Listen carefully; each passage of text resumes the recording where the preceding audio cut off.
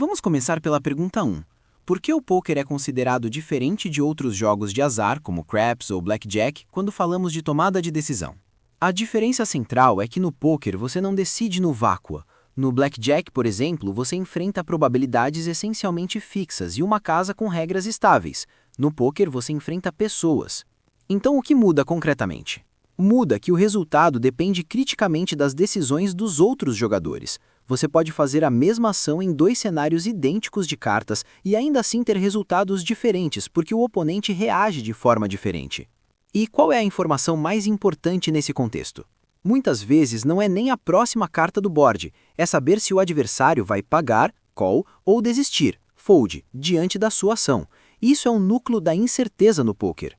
Mesmo se eu soubesse as cartas dele, ainda assim você não teria certeza da decisão dele. Você pode saber a mão, mas não sabe a resposta, e essa resposta é o que define o lucro do blefe, do velho bet, de tudo. E entra também a questão do conflito, certo? Sim, pôquer é conflito de interesses. Cada dólar que você ganha é um dólar que alguém perde. Isso cria um ambiente natural de engano. Você precisa que o adversário cometa decisões que o favoreçam, e ele tentará evitar exatamente isso. E por isso é difícil até saber qual foi a jogada correta. Exato. No blackjack você pode memorizar estratégia básica e ela continua válida. No pôquer, a incerteza sobre intenções e ranges impede certeza plena. Mesmo depois do showdown, você pode não saber se sua linha foi boa ou ruim no longo prazo. E isso afeta o aprendizado. Totalmente. Resultados são guias ruins. Jogadas ruins podem ganhar e jogadas boas podem perder. Isso torna o pôquer muito diferente de outros jogos de azar no aspecto decisório. Vamos para a pergunta 2. Quais são as limitações de aprender pôquer só com experiência prática e resultados? A primeira é a inconfiabilidade dos resultados. No pôquer, ganhar não prova que você jogou bem, perder não prova que você jogou mal. Ou seja, o feedback do jogo é poluído. Isso, o resultado mistura técnica e variância, então o cérebro aprende coisas erradas. Ele reforça padrões porque deram dinheiro, mesmo que sejam matematicamente perdedores no longo prazo. Isso gera maus hábitos. Exatamente. Você pode consolidar leaks porque em amostras pequenas eles parecem lucrativos, e aí surge outra imitação, a ambiguidade da jogada correta. Como você não conhece toda a distribuição de mãos do adversário, às vezes é impossível determinar se uma linha foi superior à outra, com base só no desfecho. E fica difícil separar má ideia de boa ideia que não funcionou dessa vez. Esse é um ponto crucial. O jogador empírico abandona linhas sólidas depois de perdas pontuais e mantém linhas ruins depois de vitórias ocasionais. E quando enfrenta um adversário melhor? Piora. Estratégias de tentativa e erro costumam funcionar só contra perfis específicos e em spots familiares. Contra adversários que entendem teoria dos jogos ou que se adaptam, o jogador só de experiência fica sem princípios gerais para navegar a incerteza. Porque ele depende de hipóteses frágeis. Sim. Ele folda demais, ele não blefa, ele não check-raise. Se a hipótese estiver errada, ou se o adversário contra-explorar, você paga caro. E como o equilíbrio de Nash ajuda a evitar ser explorado? Ele é, na prática, uma defesa perfeita. Um conjunto de estratégias está em equilíbrio de Nash quando nenhum jogador melhora seu resultado mudando sozinho. E o que isso significa no pôquer? Significa que sua estratégia é estruturada de forma que o adversário não tenha uma resposta automática lucrativa. Ele não consegue dizer, se ele faz X, eu faço Y e imprimo dinheiro. Então Nash reduz a previsibilidade. Exato, ele força o adversário a ficar em indiferença em determinados pontos. Call e fold têm o mesmo valor esperado contra sua composição de velho mais blefe. Isso elimina a contra-estratégia óbvia e impede exploração sistemática. Pergunta 3. Como a teoria dos jogos é definida e como ela ajuda na incerteza? A definição é análise de estratégias em situações competitivas em que o resultado de um participante depende criticamente das ações dos demais. E no pôquer isso vira o quê? Vira um método para decidir sem certezas. Você não sabe o que o adversário tem, mas sabe o que ele pode ter. Você não sabe o que ele fará, mas sabe o que ele poderia fazer. E o valor prático?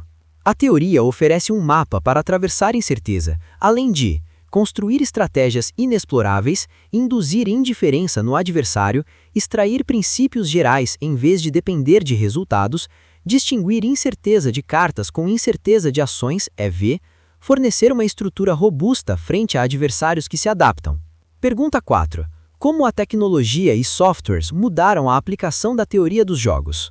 Antes, só quem tinha base matemática pesada conseguia trabalhar isso com alguma profundidade e ainda assim com muita conjectura. E hoje?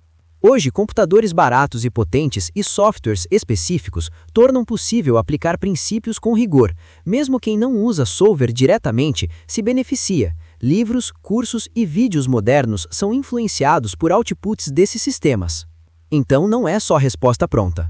Não, o grande ganho é ajudar o jogador a extrair princípios e a lidar com a complexidade que o cérebro não consegue armazenar. Uma estratégia completa é um algoritmo enorme. E ainda resolve a falha humana na randomização. Exatamente. Ferramentas digitais ajudam a evitar padrões exploráveis. Pergunta 5. Qual deve ser o objetivo principal ao estudar teoria dos jogos? Extrair princípios estratégicos gerais, não memorizar frequências ou linhas específicas. Por quê? Porque o espaço de jogo é gigantesco. Memorizar tudo é impossível. O que importa é desenvolver capacidade analítica, perguntas certas, conclusões corretas, entendimento do porquê e a habilidade de criar situações difíceis para o adversário, noções de indiferença e de inexplorabilidade, leitura de tendências e não tabelas. Pergunta 6. Diferença entre modelo exploratório e abordagem de teoria dos jogos? Exploratório depende de hipóteses sobre o adversário. Funciona quando a hipótese está certa, mas te torna explorável quando está errada ou quando o adversário se adapta. Já a teoria dos jogos busca uma estratégia racionalmente boa independentemente da resposta do adversário, com o objetivo de inexplorabilidade. Em vez de assumir leak, ela assume capacidade de resposta do adversário. E exige equilíbrio e randomização. Exato, muitas linhas não podem ser puras ou repetitivas. Pergunta 7. Essencial equilibrar velho e blefe, considerando que o adversário conhece sua estratégia geral? Porque sem blefes você vira previsível. Se você só aposta forte com valor, o adversário folda tudo que perde e só paga quando te vence. Você perde o valor das suas mãos fortes porque não recebe ação. Então, blefe protege seu velho. Sim, e cria indiferença. Contra uma mistura correta, o adversário não tem resposta óbvia. Isso é o coração da inexplorabilidade. Além de forçá-lo a tomar decisões difíceis. Exato, e decisões difíceis aumentam o erro. Pergunta 8. O que define formalmente estratégia e por que é tão complexa para humanos? Formalmente, estratégia é um algoritmo que diz o que fazer em cada situação possível. No pôquer, cada spot, cada mão, cada size em adversário, cada resposta. Um volume impraticável para a mente humana. Sim, o cérebro não armazena nem processa isso em tempo real, e além disso, humanos falham em randomização verdadeira, criam padrões. Daí a necessidade de tecnologia. Sim, e daí também a recomendação, focar em princípios e não em execução perfeita. Pergunta 9. O que é equilíbrio de Nash e qual critério para provar? É o conjunto de estratégias onde ninguém melhora mudando sozinho. O critério de prova é a mudança unilateral. Você altera a estratégia de um jogador por vez e verifica se ele melhora. Se ambos mudarem e melhorar, não prova nada. Correto. O teste é, sozinho ele consegue aumentar o payoff? Se sim, não é equilíbrio. E no pôquer, isso se traduz em não oferecer uma resposta exploratória clara ao adversário. Exatamente, defesa perfeita, não maximização exploratória. Pergunta 10. Equity versus EV, tecnicamente. Equity mede a incerteza das cartas futuras do board. Quanto do pote sua mão ganharia em média se não houvesse mais ação? E o EV?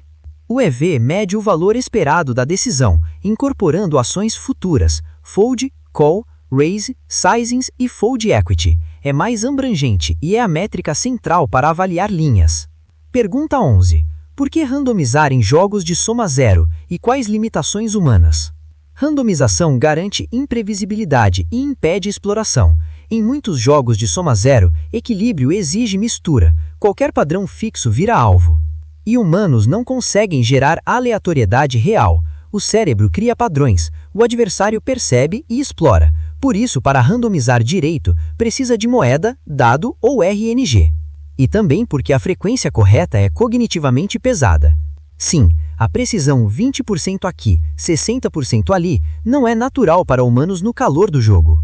Por fim, pergunta 12. Limitações dos solvers. Eles resolvem versões simplificadas do jogo, precisam restringir sizings e ações, caso contrário o cálculo explode. Então, não são a verdade absoluta do poker. Não, entregam equilíbrios aproximados dentro de um modelo. O poker real tem um espaço de jogo gigantesco, com muito mais ramificações. E mesmo outputs bons são difíceis de executar por humanos. Exatamente. Por isso, o melhor uso é extrair princípios, tendências e estruturas, não tentar replicar o solver literalmente.